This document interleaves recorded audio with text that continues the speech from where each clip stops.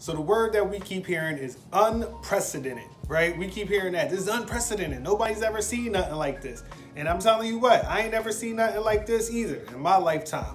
So I've been sitting here, I've been thinking about it, and I'm going to be talking about today some of the lessons I learned about being a freelancer during this whole pandemic and what I'm thinking about doing moving forward. What's going on, guys? Welcome back to the channel. If you're new here, my name is Jonathan Moore. I'm a photographer, filmmaker, creative entrepreneur, and I like to make videos like this for other photographers, filmmakers, and creative entrepreneurs out there who are trying to build a life on their terms and get it how they live. So if that sounds like something that you're into, feel free to check out some of the other videos that I have on my channel about photography and filmmaking and what it's like to be a full-time freelancer. So as I mentioned in the beginning of this video, the word that we keep hearing is unprecedented.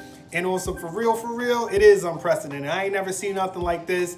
I don't think anybody really could have predicted this. I mean, maybe scientists or whoever, but like, you know, that regular, average, everyday person couldn't have predicted that this whole pandemic or this whole health crisis would be as extreme as it is. And the crazy part about it is that it's hitting all sectors. The funny thing is that in a recession, you know, things might be bad. They might say the GDP is down, unemployment might be up, but things are still open. You know, you can still escape. You can go out to a bar, have a drink. You can go to the movies. You can go to a restaurant. You can go kick it. You can go outside. You can go walk in the park. But with this whole pandemic, everything is shut down. You gotta be in the house. Ain't no outside. You go outside, but you can't go outside. You know what I'm saying? You can't even go to the park. I don't know about where you at, but where I live, you can't even go to the park. So this whole thing is crazy. You can't go out, you can't visit nobody, you can't be hugging your mama, no, none of that. You know, Zoom, FaceTime, and all that stuff is the new wave. It's the new normal. So for somebody like myself who does this full time for a living, photography, videography, this is how I make my money, this is how I make my income, things have changed a little bit. You know, I can't go there in person and be taking pictures or shooting videos and all this other stuff because, you know, we got the whole social distancing thing popping off. You can't be going around, you can't even supposed to be elbowing people. You can't even be giving people handshakes no more. And so with all of this being said, it has really made me think a lot about the way I make money and the way that our businesses work. Now, if you checked out some of the other videos on my channel or if you've seen them before, you know I talk about ways to make residual income or passive income as a freelancer, as a creative entrepreneur. And what this whole pandemic has taught me is that you really gotta be serious about not only being recession proof, it ain't even good enough to be recession proof anymore. Now you gotta be pandemic proof, right? You gotta be able to make money without being able to even come outside of the house. Now, if you want some type of e-commerce platform where you sell, you know, digital products, or maybe you do drop shipping or whatever the case may be, those things are probably still working out well for you, depending on your supply chains or whatever the case may be. But, you know, with this whole thing going on, it really has made me kind of want to speed up the process of what I've been doing or trying to transition to anyway. Now, some of the great things about being a freelancer is that you do have autonomy, right? You have control, you have flexibility, you get to choose the people that you do or you don't want to work with, and you can work with multiple people. So this way, if you ever lost a client, you ever lost a customer, you can still have multiple streams of revenue coming in. But with this whole pandemic, I don't know about you, but my business has been, it's been hit. You know, I done called up a couple other people. I done talked to them. You know, some of them, like, you know, they kind of honest. They be like, yeah, man, this joint is messed up. And then you got other ones who's like, nah, bro, I'm straight. You know what I'm saying? I'm just out here, you know, living my best life. Now, how much I believe that, I don't know. But I know that if you was doing business similar to me, I know right now ain't a lot of people spending money. So, you know, take it for what it is. But when it comes to our type of business, our line of work, we are really in a service-based business, right? We create or we provide a service for our clients, and that's how we get exchanged, you know, the money. That's how we make money, is by providing our service. And what it says to me is that you really need to be in a position where you're not so dependent on your clients. I mean, listen, if this is your wheelhouse, you're a graphic designer, you're a photographer, you're a freelance, you know, you're a videographer or whatever, this is in your wheelhouse. And so that is a good way to provide, you know, a service to get your money. But at the same time, if something like this were to happen again, because they already calling for a second wave later on in the year, you got to be prepared. So I don't have the answers, okay? I really don't have the answers, but I do know this, is that when you're in a service-based business like we are, and it's not just us, it could be like an electrician, it could be an HVAC person, whatever the case may be.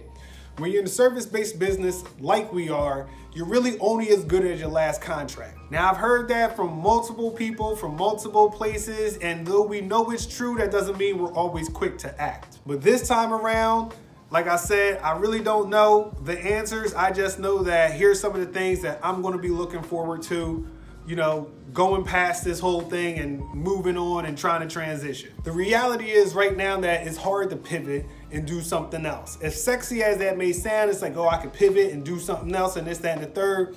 The real question is like, what are you gonna do? I mean, so many industries are hurt. What are you gonna sell? You know, everything is kind of hurt, right? Unless you was already in the toilet paper business or the plexiglass business, or you sell groceries or some type of essentials, it's hard to really pivot and move to something else really quickly. So like I said, I really don't know the answers, but I do know going forward that whatever I do is gonna have to hit a couple of criteria. Number one is that hopefully whatever I'm doing, I'm interested in, because it's hard to do things that you're not interested in. If you went full-time on your own, you probably already know. Maybe working a job for you wasn't the answer, and it ain't the answer for everybody. Maybe you just didn't like, you know, being a cashier or putting boxes on a truck or whatever you were doing. The next thing is that it's gotta be scalable.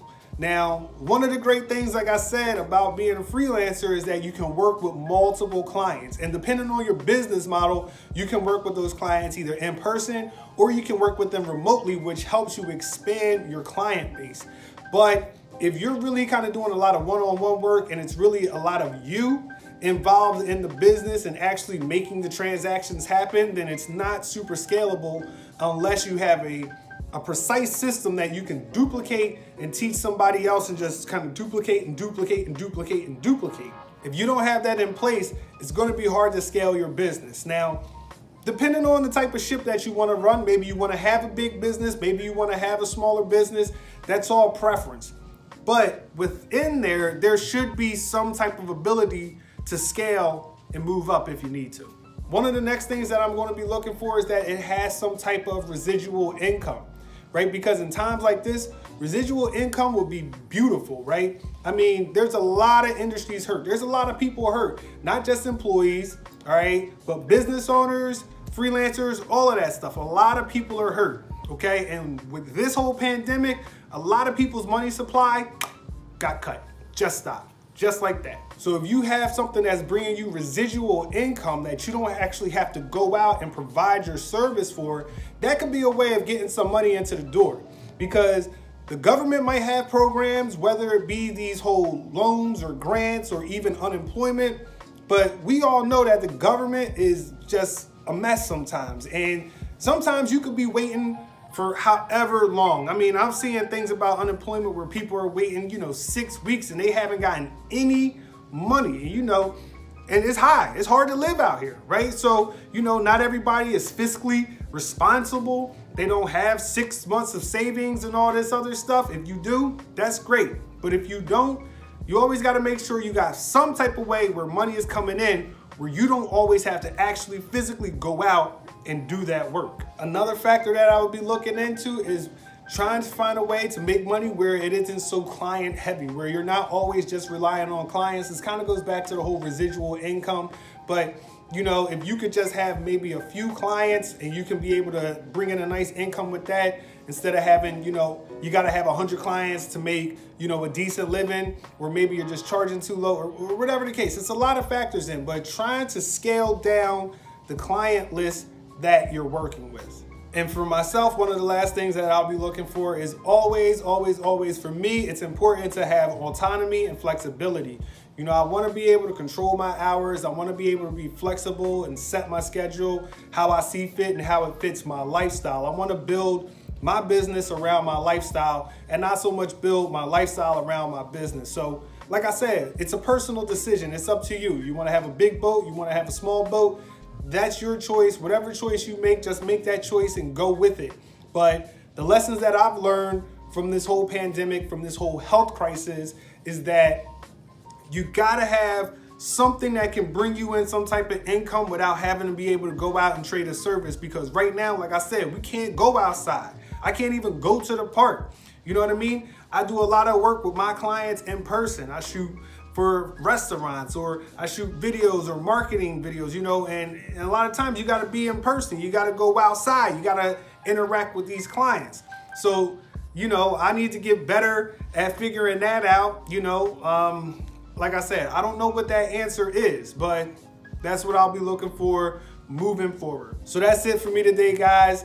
Hopefully you found this video useful. If so, give me a like, drop me a comment. If you have any ideas of what you're thinking about or any lessons that you learned as a freelancer going through this whole health and crisis and pandemic and, you know, all of the above. So listen, thanks for stopping by. And for all my people out there who are trying to build a life on their terms and get it how they live, this is your man, Jonathan Moore, and I'm signing out.